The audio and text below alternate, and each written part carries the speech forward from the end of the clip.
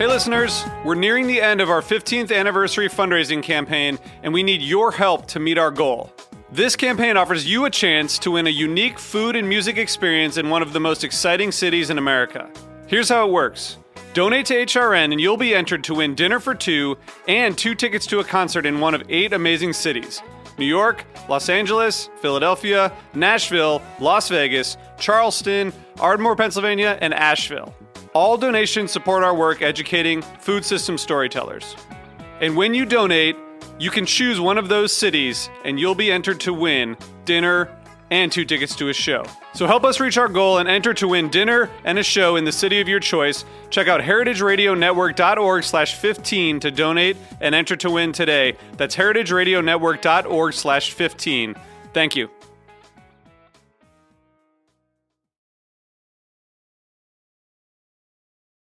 This episode is brought to you by Wisconsin Cheese. We've been making cheese in Wisconsin since before we were even a state, which may be one reason why we win so many awards for it. It's what happens when a whole state dreams in cheese. Find your next favorite cheese at wisconsincheese.com. You're listening to Heritage Radio Network. Since 2009, HRN podcasts have been exploring the wide world of food, beverage, and agriculture. Learn more at heritageradionetwork.org. This is Gastronomica, a Heritage Radio Network podcast. I'm your host for today, Dan Bender. This series is produced in collaboration with Gastronomica, the Journal for Food Studies. Our spring season begins with Gastronomica's newest issue, 23.4, now available online, and features conversations on food memory, community, and the meanings of sugar and sweets. And this special podcast is the first of a 2-part mini-series on the meanings and history of sweetness in Japan and its empire. My guests this week are Eric C. Raff and Takeshi Watanabe. Eric is a professor at the University of Kansas, where he teaches courses on food history and pre-modern Japan. A specialist in traditional Japanese foodways, his many books include Japan's Cuisines, Food, Place, and Identity, and Oishi, The History of Sushi. And he is as well a member of the editorial collective of Gastronomica, and completing A History of Sake. And Takeshi is the author of Flowering Tales, Women Exercising History in Heian, Japan, and is an associate professor of East Asian Studies at Wesleyan University. His current research centers on representations of food and eating in pre-modern Japan. Eric joins us from outside of Lawrence, Kansas, and Takeshi from Westport, Connecticut. And I'm in Toronto, Ontario. Thank you both for joining us, and welcome to the show. Thank you. Thank you, Dan. So let's begin with something deceptively simple. I want to ask each of you, in academia, but also just in ordinary conversation, what does sweet and sweetness mean to you? Eric, why don't we start with you? Wow, that's a big question, Dan. Sweet and sweetness. I mean, two meanings come to mind, and I think it's also reflected in what we wrote about. One is the literal sweetness, and then another is the metaphorical sweetness, what sweetness signifies. So our special section of the issue that you mentioned looks at both of these historically. What was used as sweetness and how this notion of sweetness changes over time, over the centuries in Japan. In my own life, I guess I fall into those two camps as well. You know, thinking about it very literally, and something that's metaphorically, especially with Valentine's Day just happening. All kinds of opportunities for both types of sweetness. Absolutely. This is a well-timed podcast. Takeshi, over to you. Yeah, I think for me, because I work in mostly Heian period Japan, which is 10th to 12th centuries, and this period, as our introductory piece shows, sweetness was actually quite a luxury, right? And certainly probably didn't taste the same as what we associate with sweetness or sugary sweetness today. So there is that part of trying to problematize what exactly is the taste that we're talking about, right? And I think Eric's work often talks about this. Like for pre-modern recipes, we could have ingredients, we could have dishes, and we may generally know what goes into something, but how it tasted, right, and is really hard to pinpoint, because that's something that is just not really documented very well. And even today, with all the vivid images, HD, and all the cooking shows we have, it's still not quite how we taste sweetness could vary from one person to the next, even within a culture, let alone over these vast distances. And in my own work, and in teaching, especially at the university, I'm very interested in trying to get people to question things, even as a concept like sweetness. And again, with Valentine's Day, Eric just mentioned, and just coming up, and we often give chocolates to one another. It's become a global thing. But as my own work tried to show, people weren't. Love didn't necessarily have anything to do with sweetness, or evoking sweetness had nothing really to do with love, and vice versa. You're quite right. And I think, just in English, the word sweet can mean so many different things, starting, of course, with the slang that I'm sure all the teenagers are saying these days. Oh, that's sweet. But it's a way of operating with people. It's a taste. It's a flavor. Can you take us into the language of Japan itself, Takeshi? Is there a similar broad, both metaphorical and physical, biological meaning of the word sweet? I think so, right? But here I don't know the etymology of amai and umai, but the whole you can see that it actually is a very close word, right? And so etymologically, historically, I think that there was a sense that things that are sweet was also umai, delicious, right? And that there could have been a kind of conflation, and where that distinction came in is hard to pinpoint. Our introductory piece in Gastronomica does try to articulate some of the ways in which sweetness does come up metaphorically in the meaning, right? And it seems to be a positive kind of term, but maybe it has something to do with the fact that sweetness was actually not a prominent flavor in pre-modern Japan. Today, actually, Japanese cuisine features a lot of sugar, actually, kind of hidden in a lot of dishes, like the teriyaki sauce, or even sushi has the mirin in it, right? So, and rice itself is actually, and mochi is sweet, right? But it's a little more nuanced. And I think that ambiguity and that restraint, perhaps, does color some of the ways in which it was used metaphorically as a word, as a metaphor. And as I'm listening to that list of ingredients there, Eric, you're probably going with exact same thoughts. Some of those are sugar sweets, but some are a whole range of other sweets and sweetness. Eric. Right. And I would just add on to what Takashi was saying, the word sweet in Japanese, amai, wasn't always positive either.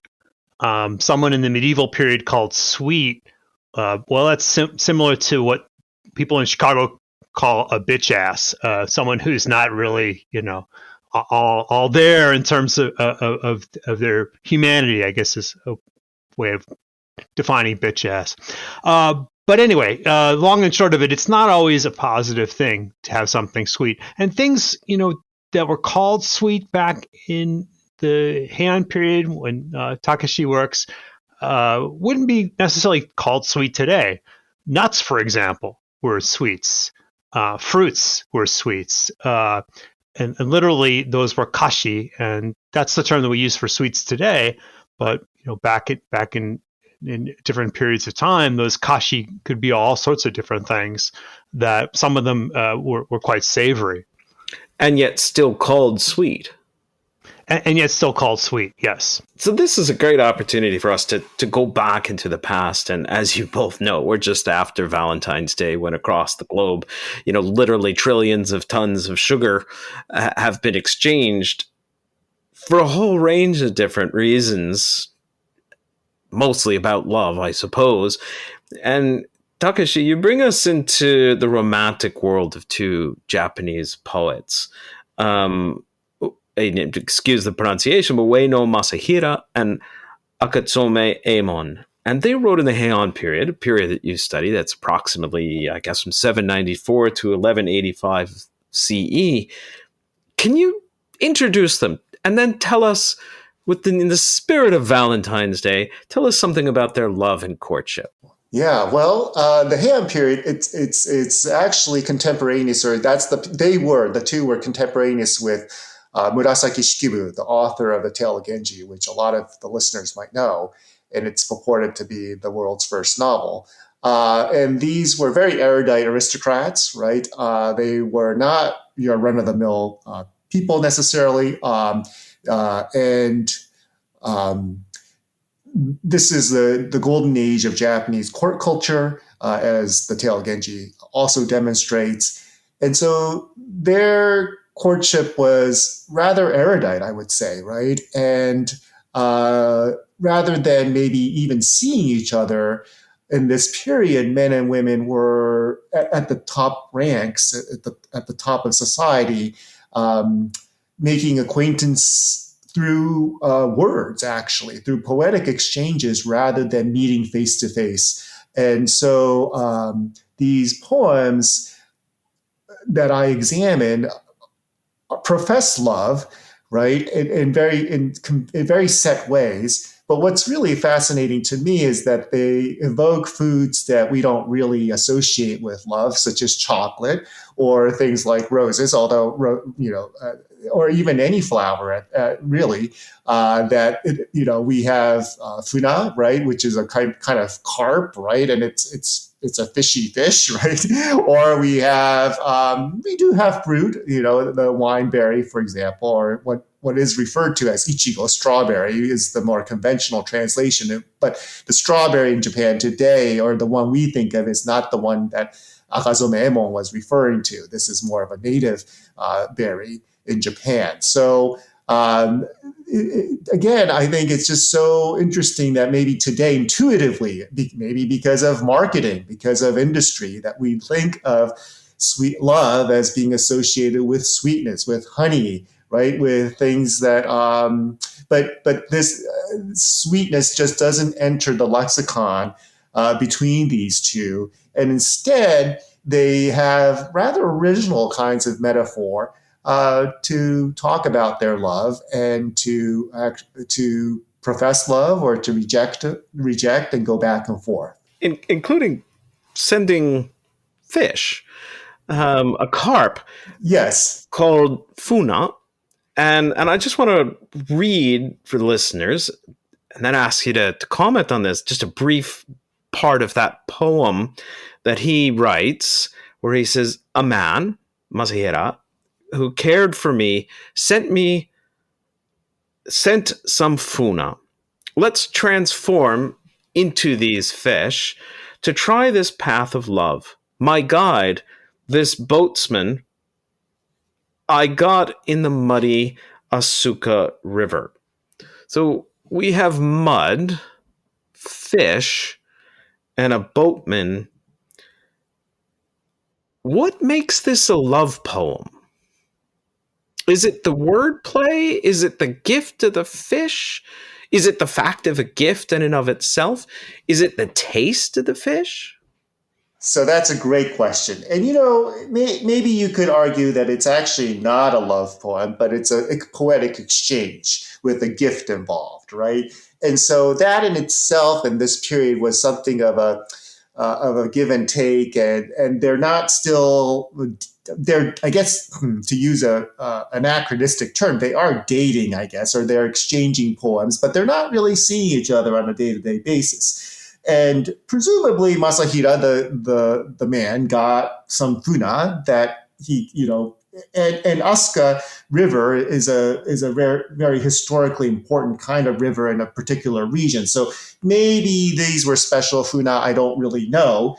But the whole funa, again, is something of a sexual illusion here, right? And there's something, I think, even that we can understand, perhaps, that's quite erotic about fish that's slippery. And there are a lot of these puns at work here that I'm not going to really go into, but the mud and the Japanese poetry works through puns. So a lot of the funa is a type of koi, carp, and koi actually means to love as well. So there's a kind of double entendre there, both semantically with the words, but also image in terms of image. Like it's like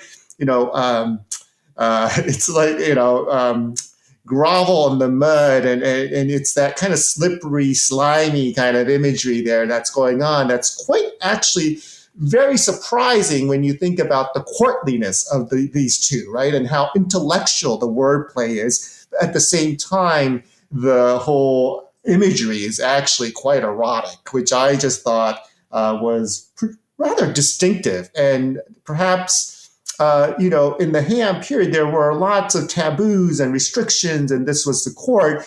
And so eating is not necessarily a big topic in the Tale of Genji, right? And so, but you can see that it's sublimated, or there's another, it's not directly evoked, but there is sexuality there and eroticism if you know where to look or if you know what to listen for.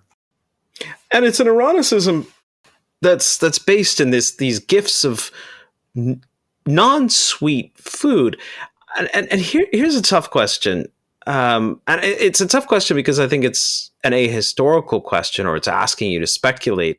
Do you think that the gifts of fish and various other gifts that he gives that are not sweet, do you think that the absence of sweetness, of sweet things, the absence of sugar in particular, meant that love was not thought of in terms of this particular taste? Perhaps, right? That there were sweet things like amazuru, right? That's a sweet kind of vine, and there were fruits and nuts, right? And fruit, and I mentioned the wineberry, but the sweetness is not really particularly relevant, even in that gift. It's more the color. And there, that example, the color is ruby red, and it's kind of tied to bloody tears, which sounds kind of very macabre, but it's actually thought that if you're really in pain and suffering, you'll tear up, your tears will turn bloody. But putting that aside, I do think that what might be more important or most important is how the verbal connotations or homonyms that exist, right? And so the other example the plant or the vegetable that comes up most often with love poetry is seaweed, right? Which doesn't really sound all that well. It doesn't. It may not be sexy to us today and to Japanese youngsters, but there is a slipperiness and kind of I guess you could make it erotic. And again, it has more to do with verbal play, and that I'm not going to really get into, but it's very sophisticated. And it has to do with imagery of women divers that are still working in Japan today, collecting seaweeds, and they are rather eroticized, even in Edo period prints. And then so there's a whole kind of different. The world has gotten a little more boring these days, I think, with globalization and with standardizations and commodities, right? But there's a whole I would encourage everybody, especially the young folks who are involved with romance, to kind of think outside the chocolate box and to really think about different ways in which maybe they can talk about their love or passion. and different ways to express it, and different words, different things to represent love. Which is a beautiful time to take a short break, and we'll be back in just a moment as we move from love to mold. This episode is brought to you by Wisconsin Cheese. There's a reason when you think of Wisconsin, you think cheese. Cheese is a huge part of Wisconsin's history and future. In Wisconsin, the state of cheese, the tradition of cheese-making excellence began 180 years ago, before Wisconsin was recognized as a state. Immigrants traveled to settle in this lush green hills of Wisconsin, bringing their cheese-making traditions with them. These storied skills, combined with the freshest milk available, created a cheese-making culture that is uniquely Wisconsin. Wisconsin's 1,200 cheesemakers, many of whom are third and fourth generation, continue to pass on old world traditions while adopting modern innovations in cheese-making craftsmanship. Find your next favorite cheese at wisconsincheese.com. And we're back. This is Gastronomica on Heritage Radio Network. I'm Dan Bender, talking with Eric C. Rath and Takeshi Watanabe about their special section in Gastronomica issue 23.4. We were just talking about some love poems and the gifts of food, and where sweetness was, and perhaps most dominantly, where it wasn't. We move from love poems to The Idiot's Guide to Sake Brewing. Eric? Sounds like a very modern title, doesn't it, Dan? It does. Yeah, it's a work from the 17th century, and probably the best guide to understanding what brewing was like in early modern Japan from the 17th century to the 19th century. It was never published, but it was copied, and quite frequently, so we know that it had a sort of authority about it. And I guess you mentioned that because it's one of the sources that I look at when I'm trying to trace the history of a very important mold called koji. And koji is used in all kinds of things in Japan, from soy sauce making to pickling, and then, of course, to sake making. And the focus of my article was about koji, its history, its role in sake making in the early modern period, and how it's critical for fermentation and then also for sweetness. And there's the tie-in with the special issue on sweetness. You know, and but before we get to koji, I wanted to ask you about how you came across this particular guide, and in particular because I believe you were the very first one to translate it now. Yeah, I didn't translate the whole thing. I just translated parts of it. It's, the Japanese scholars are really good about making available modern annotated versions of a lot of pre-modern sources, especially culinary texts, and this is one of them. This is very well annotated, and it's a modern published version by a very prominent scholar of sake even. So I really relied upon his notes in translating it. It was very helpful. But there's all kinds of gems out there for people to translate. Worth translating. Worth translating, most definitely, yeah. So we don't get sake without koji. No. It's an important part of the process of getting alcohol from rice. Right, exactly, Dan. With beer, you malt barley, and that's how you can unlock the sugars from the grain. Well, you can't malt rice after it's been polished. So what people do is they use this wonderful filamentous fungus, koji, and koji, through its enzymic activities, helps break down the starches in rice into sugars, and that makes them available for sweetness, and then also for yeasts to munch on and to give us lovely alcohol. So without koji, you wouldn't have sake, you wouldn't have soy sauce, you wouldn't have so much of Japanese food culture, which is why many in Japan call koji Aspergillus oryzae is its technical term. Why they call it koji Japan's national mold. So before we get to what it means to have a national mold, am I going too far in my reading of your interpretation here that the sweetness was more for the yeast in some kind of symbiotic relationship, and that what we get out of sweetness when it comes to sake, with some exceptions in the sweet versions you talk about, but that what we get in this is alcohol, but the sweetness is not for our taste but for the yeast? I think that's the way it worked in pre-modern Japan, because more important than the sweetness was the kick that the koji could provide, the alcohol. That's what was really what was sought after. And indeed, if you had too much sweetness in your sake, it could go bad. So there was a preference for dry sake for like transporting it. People would actually add distilled alcohol to the sake to make it drier, so that it would have a longer shelf life. So today, of course, we can have all kinds of different range of sake, from the very, very flavorful, umami-rich sake to very, very ethereal, almost like vapor-like sake. When you drink it, it disappears in your mouth. And then sweetness is one of the flavor profiles that we enjoy in sake. But back in the pre-modern times, in the early modern periods, people had to be very careful about the sweetness. And historically, I argue in my piece that it's not the sweetness that koji provides. It's that alcoholic kick that's really important.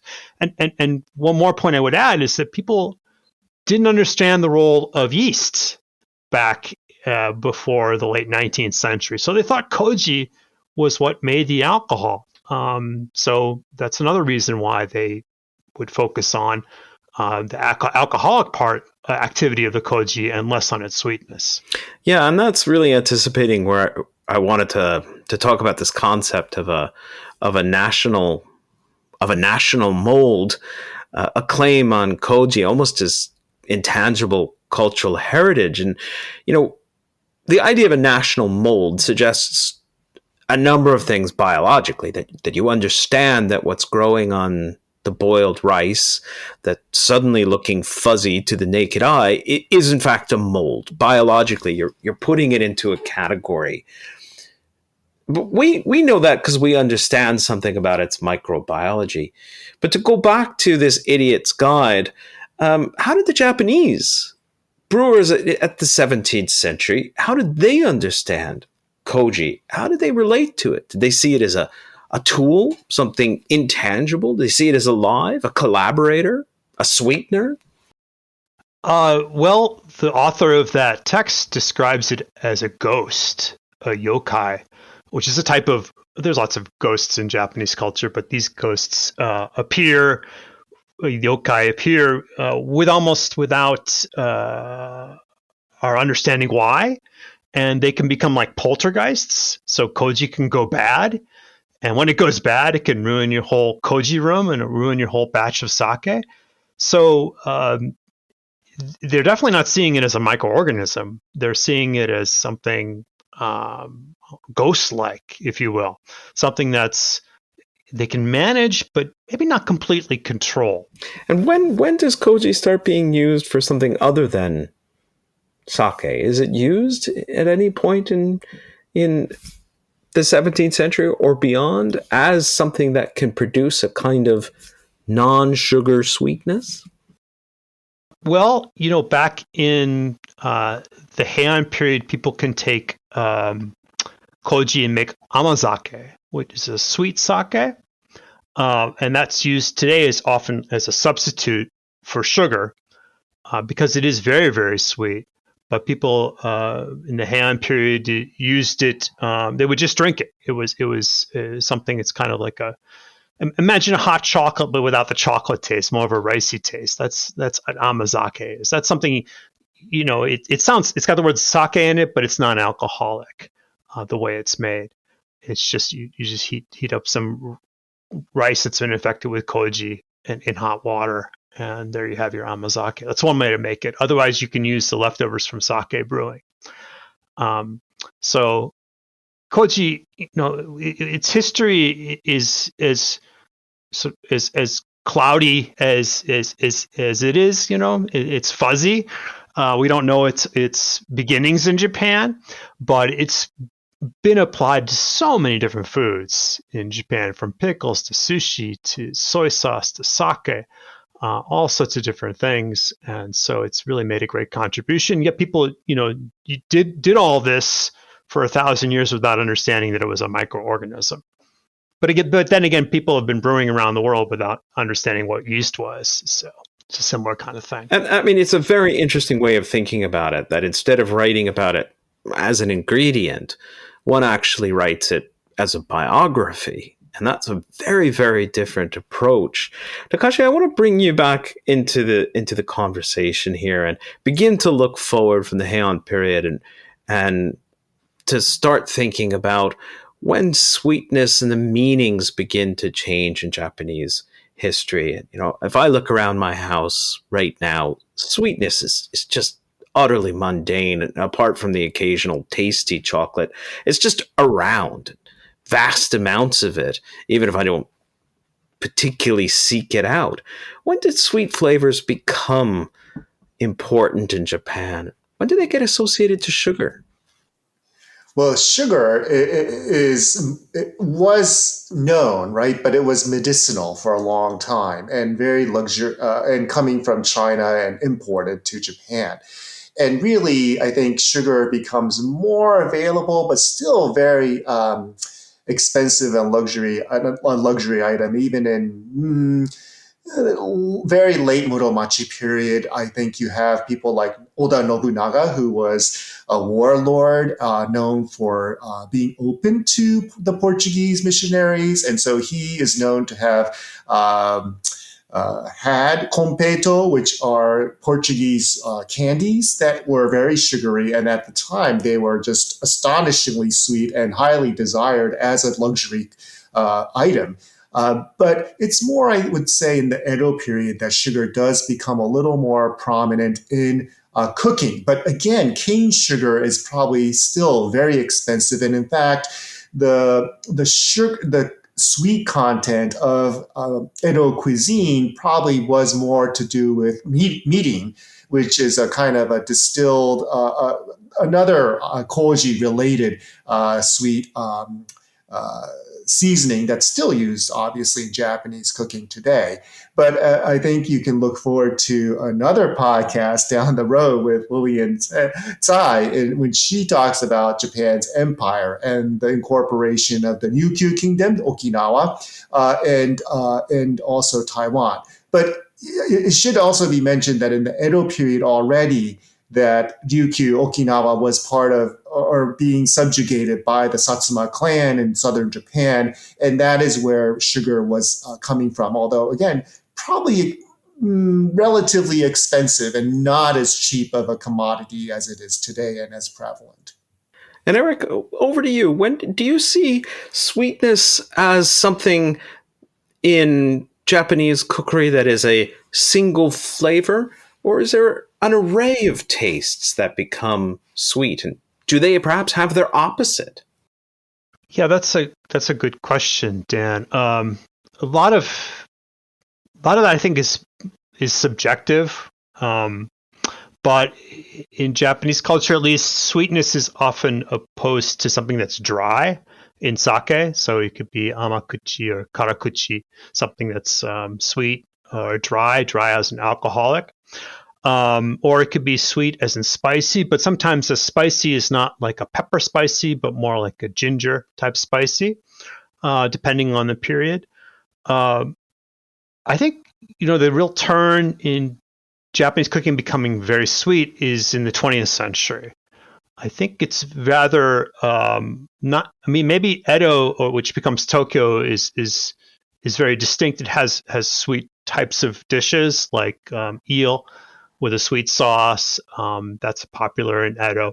But really, with the establishment, as Takashi said, of Taiwan as a colony and as a source for sugar becomes much less inexpensive, and more people can incorporate it in the diet. And that's when you can see sugar being added to various recipes, even the rice for sushi, after the turn of the 20th century. But before then, like Takashi was saying, it was a very refined, elite food stuff. White sugar is restricted to very elite sweets. There's brown sugar from the Ryukyu Kingdom, from Okinawa, but that's for lower level sweets. And still, it's not that much very prevalent in the diet until the 20th century. And that is where we pick up next week as we continue our sweet journey through Japan and its imperial history. Thank you, Takashi. Thank you, Eric. And listeners will be able to read their fascinating articles, maybe learn something about how to write love poems and give better gifts, and how to brew sake in Gastronomica, the Journal for Food Studies, issue 23.4, which is now online. For more details, visit gastronomica.org. And join us next week for part 2, when we continue our discussion on sweets in Japanese history as we talk with Lillian Tsai about confectionery in colonial Taiwan. And of course, subscribe to the Gastronomica podcast feed wherever you get your podcasts to stay updated on our newest episodes this season.